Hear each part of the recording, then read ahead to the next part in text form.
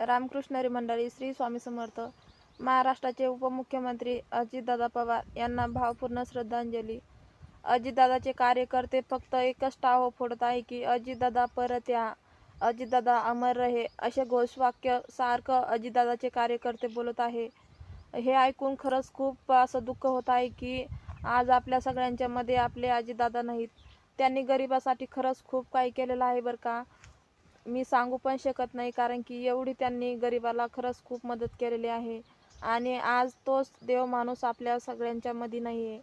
तर सगळ्यांनी आपल्या अजितदादाला भावपूर्ण श्रद्धांजली द्या. आणि आपल्या अजितदादाचा अंत्यविधीचा कार्यक्रम लाईव्ह चालू आहे बरं का. ज्यांना कुणाला बघायचं असेल त्यांनी नक्की बघा. आणि सगळ्यांनी देवाकडे प्रार्थना करा की आपल्या अजितदादाच्या आत्म्याला शांती भेटो, अशी सगळ्यांनी प्रार्थना करा. मी पण स्वामींकडे प्रार्थना करते की स्वामी अजितदादाच्या आत्म्याला शांती भेटो. आणि भावपूर्ण श्रद्धांजली अजितदादा तुम्हाला.